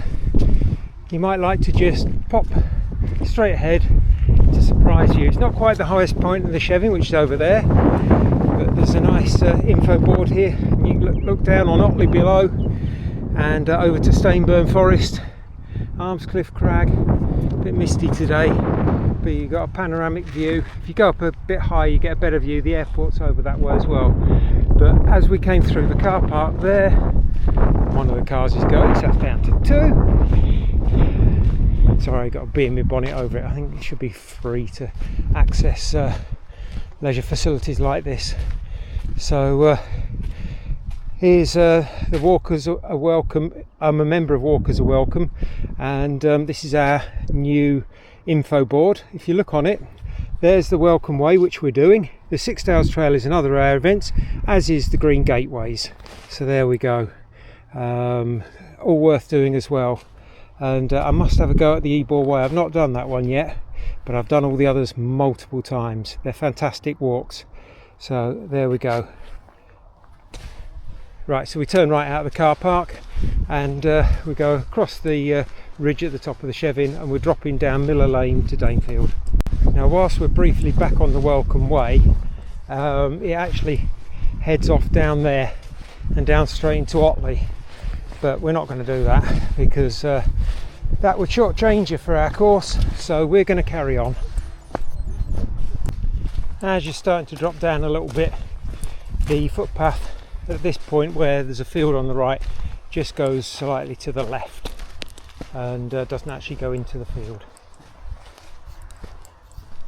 At the end of the path we come to a gate with a gap to the right hand side, so that's Chevin Forest Park that we're just leaving, and we're about to drop down on Miller Lane to East Chevin Road. I was once running down here and encountered a car driving up the other way. When you see this, you wouldn't believe it. It actually used to be a lot more rutted and pitted than this. They've put a lot of hardcore down, but because water runs down it, it still sort of cuts a path through at times, and they keep having to come and refill it again. But so the yellowy stuff is all new, as is the bigger grey stones. It used to be sort of mud underneath. As we get to the bottom, we're now at East Chevin Road, which we need to cross, and be careful when you're crossing. And we're now entering Danefield, which I sort of cheekily call my back garden, because at the other end of this footpath is well, you get to our house, but basically as we're coming to the end of that little path, which was just going uphill ever so slightly, there's a little car park there on the right, and oh, it's absolutely full of 2, maybe 3 cars, and then cars parking up the road dangerously, obstructing, well, not obstructing traffic, but you know, they should be in the car park, but people don't want to pay. Anyway, enough of that. So we come to the end of that little bridleway, and just up here is where the routes split. So the 20 mile and 34 mile, which will be taped, they go off to the left in a minute. We're bending around to the left here, and so they go straight down that way, and the 50 miler goes down this path. We start to climb up the hill again, the other side of the dip and the little bridge and the start of the park run, and we turn right following the route of the park run, going up what's locally known as Killer Hill.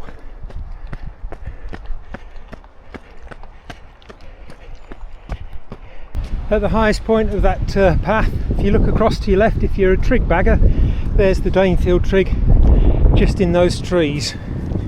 I imagine that when it was put there it was possibly a lot clearer, but there's the trig point if you want to go touch it, and we carry on to the next junction. The next junction we continue the park run course going straight on. This footpath bends round to the right, but we peel off and go along a thinner footpath next to the ride with the pylons down it, straight across by the wooden sculpture and down to the end of this track. At the end of the footpath where you come to T-junction, turn right going uphill towards the wall at the top, and as you get to the wall turn left and take the footpath right next to the wall, keeping the wall on your right as we leave Danefield. The end of that path goes slightly to the right to an enclosed footpath, and we leave Danefield and head out to the Harrogate Road.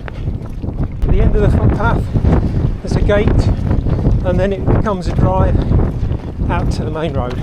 At the main road we turn left and look to cross as soon as safe. We're going through the gap in the wall opposite.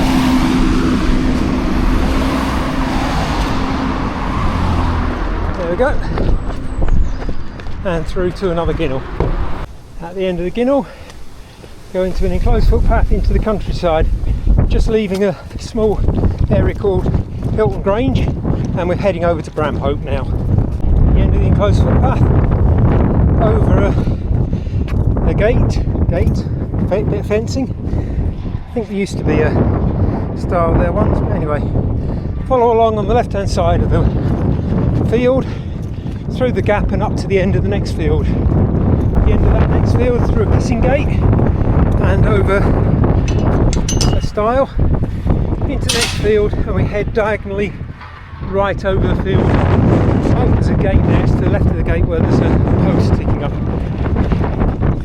Through the gateway, and then keep to the right hand side of this field, and there's a stile at the far end of this field. At the end of this field, go over the stile and follow the path to the left hand side of the broken wall to the other end of this field. At the end of that field, another wooden stile to go across, and the footpath bends round to the right, an enclosed footpath, and goes out to Otley Old Road. Of course, when you're running, you get your brain freeze. I think this is Moor Lane or Moor Road, not Otley Old Road. Anyway, we're out to it and we turn left and continue down this footpath into Bramhope itself. Just after the village hall in Bramhope, there's some toilets. Not sure if they're open. They are sometimes not, so if you're desperate you might like to give them a try. And then we come out to the end of the road. Oh, it's Moor Road over that way. It's Old Lane. Oh, well, I was close when I said Otley Old Lane. It's Old Lane. And as we come to the centre of Bramhope, there's the cross showing Cookbridge, Carlton and Otley and Leeds, and we turn left and go down Churchill. In fact, it's probably best to cross the road, go past Bramhope Parish Church on your right, and out to Leeds Road, the A660, and we're going to cross on the bend, which means it shouldn't be too difficult, and we're going directly opposite where it says public bridleway. One of the oldest Puritan chapels in the country is over there to the left, beautifully preserved, and we're going down to the well and pump site, which was only uncovered a few decades back, not been known of for some time. So that's just there on the right, and we continue down this bridleway.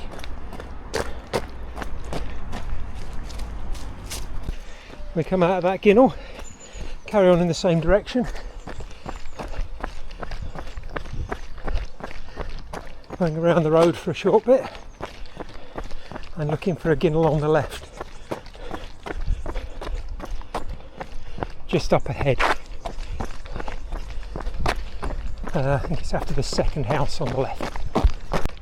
Yep, after the second house on the left, slightly covered sign, public bridleway, dropping down here between the houses. And as we drop down from that ginnel, across another road and down another ginnel. There we go, public bridleway down here. At the end of that ginnel, straight across again, public bridleway, just crossing another road and going down. At the other end, we come out to Cresceld Lane and we turn right, going uphill. Be careful, we're on this for a short while. It's a very narrow lane, so just watch out for cars on it. Stay to the right. When you come to a right bend in the road, we go left on the public footpath, and it's a sort of a left and then straight right, so you don't go up to the farm, come in and go round to the right and through the next gate and carry on.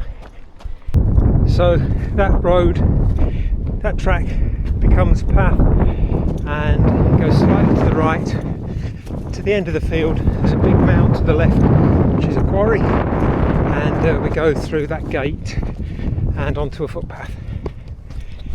At the end of that footpath we come out to Black Hill and we turn right, and again it's a fairly narrow country road, or this one's a little bit wider, and we go up here.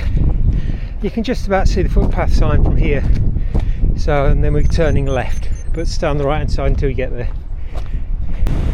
So when we get to Banktop Farm, we're crossing and we're going left, following public byway, Banktop Lane and Ebor Way.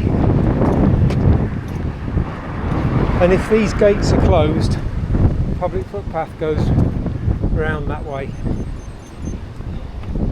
and through there. As you come into a little car park, keep going through it, because there's a footpath at the end which we then join.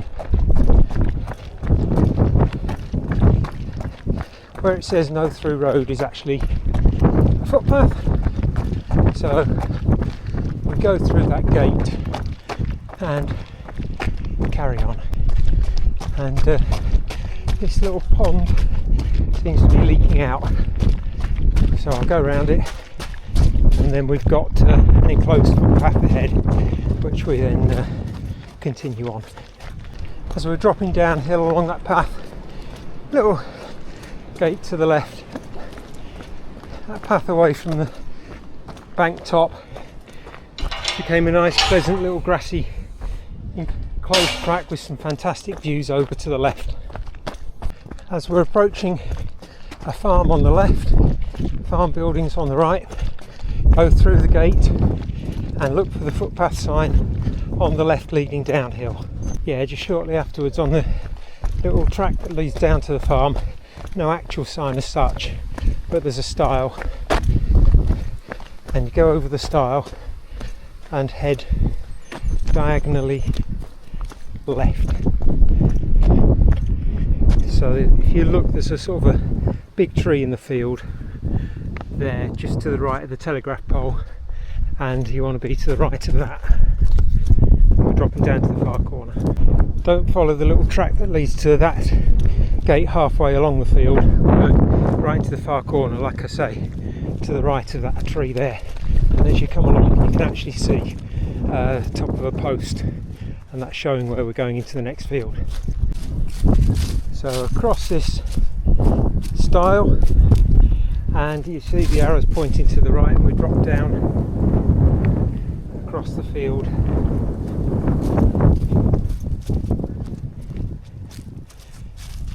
and go through that gap down by the trees there. Well, the footpath does go down to that tree there, and well, in fact we'll go down that way because it's a little bit mucky through there. There is a gate, pedestrian gate, but the bigger gate looks like it's down at the moment, so you might as well just go straight through there, and then you're following across this next field. Now technically the footpath runs past the corner of those trees there, but we need to be beyond, and there's like a feeding area, a feeding building or trough or something just over in the distance. That's where we want to be aiming for. Yeah, so the footpath, there are sort of farm tracks out there. There's a little footpath here going to the corner there, so that's what we need to do. There we go. As we get to that corner, we can see the footpath marker. A little bit squelchy here, not too bad. I've got dry feet until that bit. Yuck. Right, and then we're heading across towards that fallen tree. Fallen tree over to the left, we keep to the right, and the gate is just appearing over that little brow. Go underneath the pylons. I knew there were some feeding boxes here, they're over there. You couldn't have seen them back there, was the trailers that I saw, but still got the direction right. So yeah, in the corner of this field, and we're going right into the next field and heading down towards the Coptic church in Arthington. It used to be Arthington Parish Church, but is now a Coptic church. Through the gate and down the left hand side of this field. At the end of this field, typical farm field in the winter, there's lovely mud.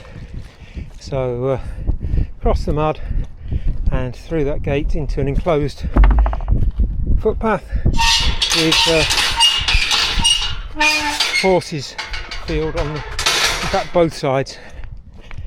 To get towards the end of those horses fields, the path bends around to the left, and at the end of this wall on the right we're turning right, so don't go up to the farm. Here we go, turn right at the end of the wall, over the stile, through the horses field and down to Arthington Lane, keeping to the right hand side of this field to the next stile. Oh, well, it's not a stile, it's a gate. So through the gate, drop down the steps and across the road to the other side. There's a footpath on that side and not on this side. After about a quarter of a mile, there's Arthington Village Hall on your left, and that is where the last checkpoint is. If you go inside, the marshals will either be at the front or inside, and there are toilets in there as well. Please go in and check in so they've marked your number off, and then you come out and carry on down Arthington Lane. As you go underneath the railway line, we need to cross over the road, which I can do now, and go left down Station Road.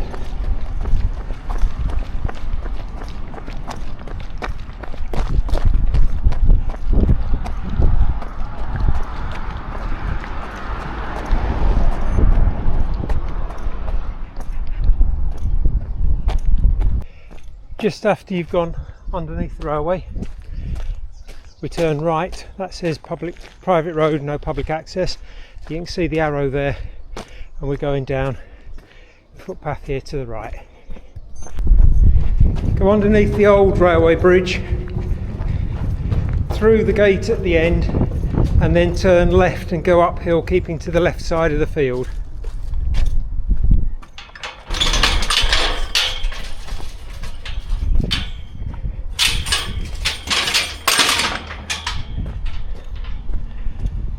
footpaths marked off. We come along parallel to the railway line.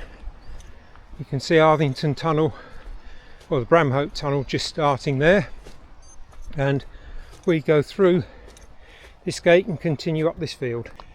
As we come along that path away from that,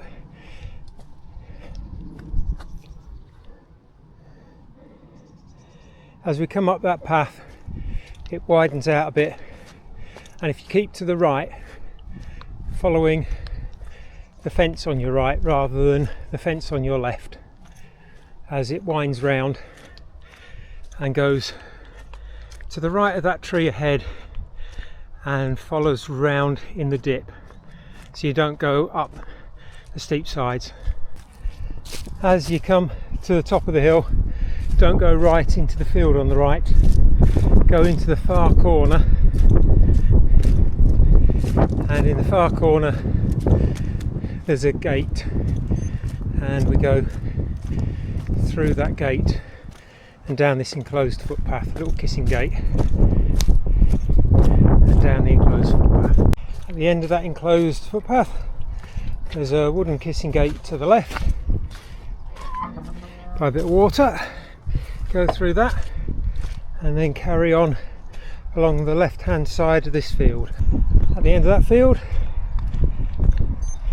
gate to the left, and we're going diagonally right across here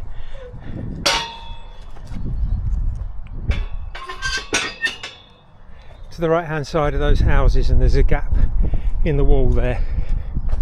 That gap in the wall today is actually an open gate, so we go left through it and straight across and out to Staircase Lane, which is an unmade road or track, and we turn right and go downhill. As you get down to the bottom of Staircase Lane, it gets a bit lumpy back there, very uneven. Go over a little bridge and you go through someone's house, as it were, not actually physically through the actual house, but they've got a garage off to the left, house off to the right, and the path goes through the middle of their property and out the other side. At the very end of Staircase Lane, come out to the road that goes down into Poole, turn right and carry on downhill just for a short bit. The footpath is over there to the left, that's Avenue de Hirondelle, and if we carry on down here, there's some steps that lead up and cross over the bank in a moment, and you've got a reasonable line of vision when you're crossing. Here we go, here are the steps. It's the safest way to cross, up these steps, and I'm lucky there's nothing coming. Straight across Avenue de Hirondelle, and you've got a steep climb for the next probably half a mile or so. At the top of Avenue de Hirondelle, it then goes out into some woodland, and we cross the woodland to a stile. We go over this stile and into the woods proper, and we follow the path around to the right and uphill. The bit to the left is known as Fairy Dell. We're thinking of calling a house that, because this is where we walk Millie, and we quite often see deer in these woods. It's part of the old quarry site, so we go round to the right and up.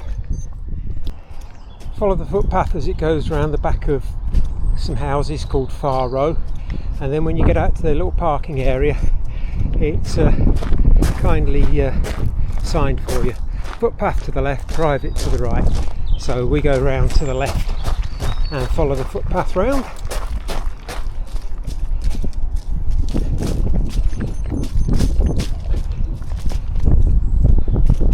And carry straight on round to the right. So at the end of that footpath, it drops down to a forest track, forest road, and we go left and out to the main road. When you get out to the main road, turn right, be careful, this is the bar house bends, and the footpath almost disappears. It's very narrow as we come out of there. You can see how narrow it is. Come around the corner and cross over and go over that little stile there and down the shaft. So as we come up to what's called the Bar House bends, the road bends around to the right, and there's a little road coming down there as well. We turn left onto Old Pool Bank and immediately left over this little stile here and cross and follow this footpath parallel to the road to begin with, and then we're going to drop down from the Chevin down into Otley. As you're coming down from the Bar House bends, you get some fantastic views. Let's hope it's a good day. Armscliffe Crag over there, and we can see up to Stainburn Forest, and we can see across to where you've already been.